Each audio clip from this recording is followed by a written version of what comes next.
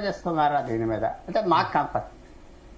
అంటే భాస్కర్ గారు, ఇప్పుడు మొదటగా భారతీయ విద్యార్థులను సంఖ్యలతో భారత్ కి పంపించారు, తర్వాత సుంకాల విధింపు, ఇతర అన్ని నిర్ణయాల్లో కూడా ట్రంప్ నిర్ణయాలను ఎలా చూడొచ్చు అంటారు? సో ఒకటే అండి, వాళ్ళ స్ట్రాటజీని మనము ఫాలో అవ్వడం కంటే కూడా పెద్దలు చెప్పినప్పుడు మనం అలర్ట్ గా ఉండాలి. దిస్ ఈజ్ ఒక మెసేజ్ మనకి ఇస్తున్నాడు తను. సో మీ అవసరం మాకు లేదు, మీరు వెళ్ళిపోండి, మాకు ఉన్నటువంటి రిసోర్సెస్ ని మేము హైర్ చేసుకొని ఆర్టిఫిషియల్ ఇంటెలిజెన్స్ ద్వారా రిసోర్సెస్ ని తగ్గించేసి మేము వర్క్ చేసుకోగలం అనేది ఒక మెసేజ్ ఇస్తున్నారు. అంటే అప్పట్లో యాపిల్ అధినేత టిమ్ కుక్ కూడా ఇలాగే బెదిరించారు కదా, భారత్ లో ఉత్పత్తి కేంద్రాలు పెట్టకూడదని. ఇప్పుడేమో ట్రంప్ ఉద్యోగాలు ఇవ్వకూడదు అంటున్నారు. అదే నేను చెప్తున్నాను, ఉద్యోగాలు ఇవ్వకూడదు అంటే ఆయనకు ఉద్యోగాలు అవసరం లేదా అంటున్నాను. ఇండియన్ బేస్డ్ కంపెనీస్ కూడా ఉన్నాయి అక్కడ 500+ ఉన్నాయి. సో ఇప్పుడు స్టార్ట్అప్ కంపెనీస్ ఉన్నాయి అక్కడ. మీరు చూస్తే 500+ ఉన్నాయి. వాటిలో ఏం చెప్తున్నాడు అతను, అది వీలు అవ్వదండి. కాకపోతే మనం అట్లా నెగ్లెక్ట్ కూడా చేయకూడదు. ఇండియన్ గవర్నమెంట్, స్టేట్ గవర్నమెంట్స్ కొద్దిగా అలర్ట్ అవ్వాలి. ఎందుకంటే రూరల్ అర్బన్ లెవెల్లో కూడా మనకు ఐటీతో చాలా అవసరం ఉన్నాయి. మనం ఇక్కడ ఎందుకు చేయకూడదు, అక్కడికి ఎందుకు వెళ్ళాలి? ఇక్కడ సరిగా లేనందువల్లే కదా అక్కడికి వెళ్తున్నాం. మన దగ్గర స్కిల్స్ లేదని కాదు, గ్లోబల్ వైజ్ ఇండియాలో ఉన్నటువంటి స్కిల్స్ ఎక్కడ లేవండి. కాకపోతే వాళ్ళు యూటిలైజ్ చేసుకున్నారు, మనం చేసుకోవట్లేదు. ఇక్కడ పాలిటిక్స్ అలా క్రియేట్ అయిపోయింది. ఈ పొలిటికల్ సిస్టమ్ అనేది కొద్దిగా చేంజ్ అవ్వాలి, అంతే తప్పనిచ్చి ఇప్పుడు మనకు తక్కువ ఉంది వాళ్ళేంటండి మనకి ఇచ్చేది. సో మనకి రూరల్ లెవెల్, అర్బన్ లెవెల్. ఇప్పుడు చాలా మంది ఇప్పుడు ఈ సంవత్సరం కూడా మన దగ్గర ఇంజనీరింగ్ కాలేజెస్ లో అందరు కూడా సిఎస్సి కంప్యూటర్ సైన్స్ ఇంజనీరింగ్ చేస్తున్నారు. దానిలోనే రకరకాల కోర్సులు, సిఎస్సిఓ లేకపోతే ఐటీఓ, ఆర్టిఫిషియల్ ఇంటెలిజెన్స్, దీనిలో దాని అనుబంధ కోర్సెస్ చేస్తున్నారు. సివిల్ ఇంజనీరింగ్, మెకానికల్ ఇంజనీరింగ్ చాలా వరకు తగ్గిపోయింది. వీళ్ళు ఏమైనా టెన్షన్ పడాల్సిన అవసరం ఉందా? లాస్ట్ 2 years గా మార్కెట్ బాగాలేదంటున్నారు కదా, ఫ్రెషర్స్ కి చాలా మందికి అవకాశాలు రావట్లేదు అంటారు. మార్కెట్ అంటే ఏంటండి, డిజిటలైజేషన్ మనం చేయగలగాలి కానీ మినిమం 1 lakh crore ఎంప్లాయ్మెంట్ మనం క్రియేట్ చేయొచ్చు. ఓకే, ఏంటి అసలు మార్కెట్ అంటే ఏంటి? సో ఇప్పుడు ఎంతవరకు మనం ఉపయోగించుకుంటున్నాం ఐటీని విత్ ఇన్ ఇండియా? మనం ఏదో ఫారెన్కి వెళ్ళిపోయి అక్కడున్న సర్వీసెస్ కి మనం అనాలిసిస్ ఇస్తున్నాం, అది డేటా బేస్ చేసుకుని వాళ్ళ బిజినెస్ ఎలా డెవలప్ చేసుకోవాలని చెప్పి మనం వాట్ ఎవర్ రిపోర్ట్స్ జనరేట్ చేసి ఇస్తున్నాం వాళ్ళకి. వాళ్ళ బిజినెస్ ని డెవలప్ చేస్తున్నాం. మనం ఎందుకు ఉపయోగించుకోవట్లేదు?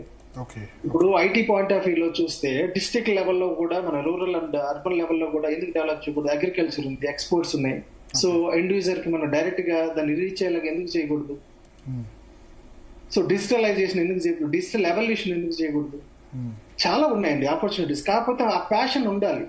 విత్ ఇన్ ఇండియాలో మనం ఎన్నో ఆపర్చునిటీస్ క్రియేట్ చేయొచ్చు. అక్కడికి వెళ్ళాల్సిన అవసరం లేదు. అక్కడికి వెళ్తున్నామంటే they have lot of dependency. మనకు వాళ్ళ అవసరం ఎంత ఉందో వాళ్ళకు కూడా మన అవసరం కూడా అంతే ఉంది.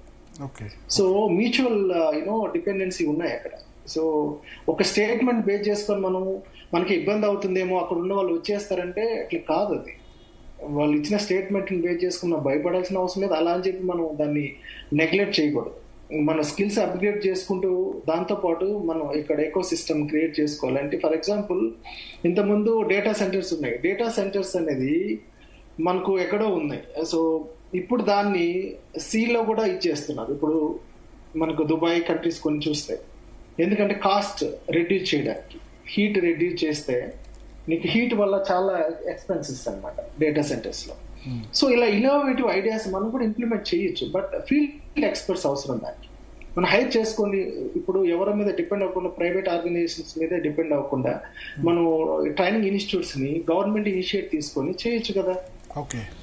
ఎంతమంది 4 lakhs members వెళ్తున్నారు. మీరు అన్నట్టు సివిల్ కావచ్చు, సిఎస్సి కావచ్చు, మెకానికల్ కావచ్చు, ఎలక్ట్రికల్ కావచ్చు, ఎంతమంది బయటకు వెళ్తున్నారు. 4 lakhs స్టూడెంట్స్ బయటకు వెళ్తున్నారంటే we have to take the honours అనమాట. రెస్పాన్సిబిలిటీ గవర్నమెంట్ సైడ్ నుంచి కూడా తీసుకోవాలి. For example I talk about only the AP నుంచి చూస్తే మీరు 4 lakhs members వెళ్తున్నారు. ఏపీ అండ్ తెలంగాణ చూస్తే ఆల్మోస్ట్ 10 lakhs ప్లస్ వెళ్తున్నారు ఎవ్రీ ఇయర్ బయటకు వెళ్తున్నారు. వాళ్ళకి మనం ఎంత అష్యూరెన్స్ ఇస్తున్నాం, ఆ స్కిల్స్ ని మనం ఎక్కడ ఉపయోగించుకుంటున్నాం, ఇవన్నీ చేసుకోగలగాలి. దాని మీద ఒక అనాలిసిస్ ఉండాలి, R&D ఉండాలి. సో మొత్తానికి ట్రంప్ స్టేట్మెంట్ తో మనం టెన్షన్ పడాల్సిన అవసరం లేదు. ముందుగా మనని మనం ఎంపవర్ చేసుకోవాల్సిన అవసరం ఉందంటారు, అంతే కదా? 2 విధాలుగా. అంటే ఒకటి, మనకు గవర్నమెంట్ కి ఒక మెసేజ్ ఇచ్చాడు అనుకోండి, మనకంటే కూడా మీ స్టూడెంట్స్ ఇంతమంది ఇక్కడ ఉన్నారు, మీ ఎంప్లాయీస్ ఇంతమంది ఉన్నారు, వీళ్ళందరినీ పంపిస్తే మీ పరిస్థితి ఏంటి? మాకు ఆర్టిఫిషియల్ ఇంటెలిజెన్స్ తోని రిసోర్సెస్ తగ్గించుకొని మేము వర్క్ చేసుకోగలం. వాళ్ళకు కూడా తెలుసు రేట్ కార్డ్స్ అనేది, ఇండియన్ రేట్ కార్డ్ చాలా తక్కువ ఉంటుంది కంపేర్ టు US. చాలా డిఫరెన్స్ ఉంటుంది. ఆ రిసోర్సెస్ వాళ్ళకి దొరకరు అక్కడ. ఓకే సో అలా అని చెప్పి మనం నెగ్లెక్ట్ చేయకూడదు అని చెప్తున్నాను నేను. Okay okay okay thank you Bhaskar గారు. సో మొత్తాన్ని స్పందన ఒకటి లాస్ట్